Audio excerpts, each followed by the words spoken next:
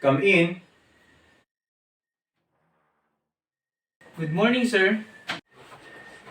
Good morning. I'm here for the job interview. Please proceed inside.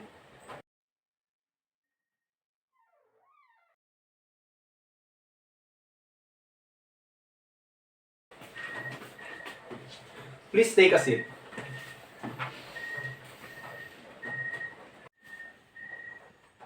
Thank you for coming in today. Thank you for having me. Can you please introduce yourself and what made you take education as your profession? I'm Sir Lance, as a fresh graduate with a bachelor's degree in secondary education. I took education because I'm passionate about working with students and helping them reach their full potential, becoming transformed individuals. Why should we hire you? Aside from my submitted credentials, my passion is really in teaching. I love to make a difference by simply touching their lives of my learners. Through my teachings, I'm also an optimistic person that always looks for the positive sides of all things that possibly happen. A teacher who has the heart to teach? Can you tell us about your teaching philosophy? My teaching philosophy centers around creating and supportive inclusive learning environment where all students feel valued and empowered to learning. I believe in using a variety of teaching strategies to meet the unique needs of each student, including hands-on activities, group work, and technologies integrations. I also prioritize building strong relationship with my students and fostering a love for learning that will last a lifetime. A supportive and inclusive learning environment, providing students a worthwhile experience? That sounds great! So how about your assessment of students' learning? Could you tell me something about it? Yes, I believe in using a variety of assessment strategies to evaluate my students. Um, these include traditional methods such as quizzes and tests, as well as this more creative assessment such as project, presentation. I also use formative assessment throughout the learning process to identify areas where students may be struggling and adjust my teaching accordingly. Thank you for considering our educational institution to be the place for you to be employed in. We will just call you if anything comes up. Yes, I look forward for it. I look forward to it. Thank you.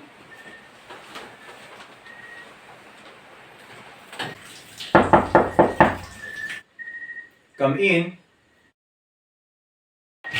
Good morning, sir. Good morning.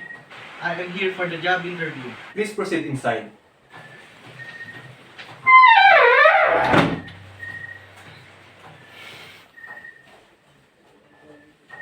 Please take a seat.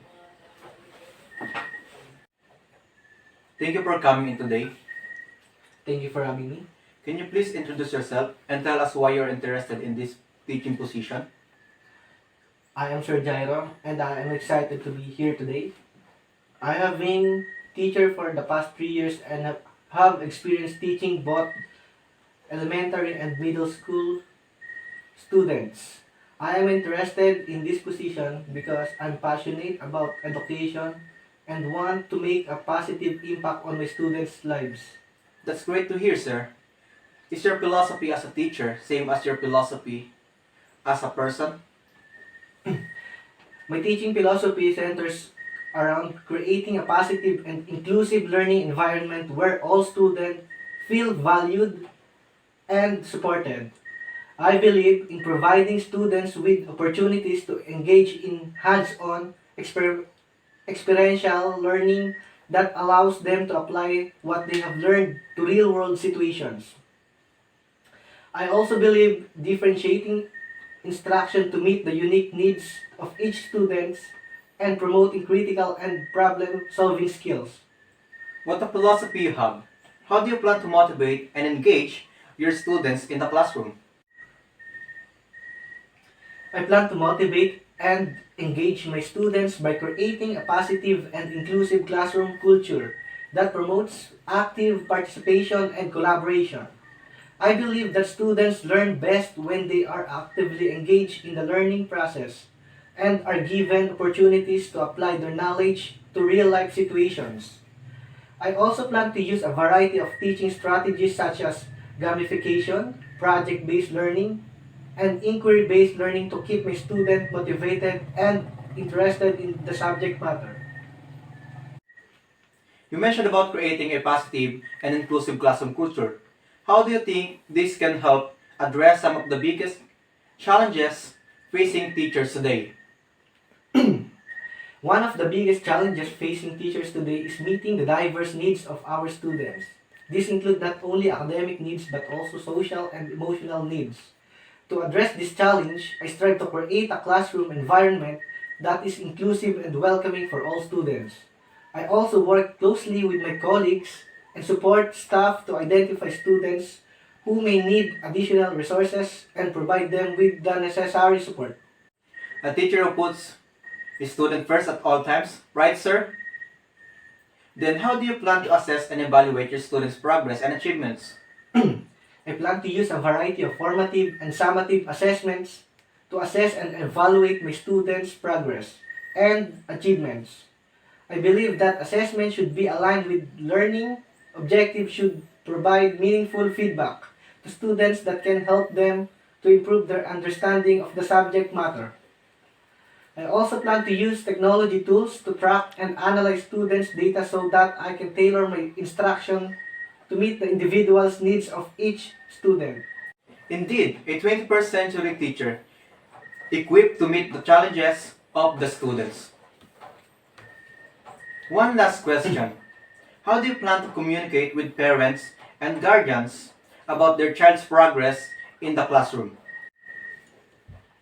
I plan to communicate with parents and guardians from time to time when the time arises through text or phone calls or messenger chats, and quarterly via parent-teacher conferences. I believe that communication is the key to building strong relationship with parents and guardians and keeping them informed about their child's progress and achievements. Should concerns need to be addressed, I, as a teacher, would serve as the bridge to fill in the learning gaps that the students need and the parents and guardians must be informed of. Doing your job as a second parent? Thank you for your time, Sir Giro. It was refreshing to hear perspectives from a teacher transitioning from private to public school.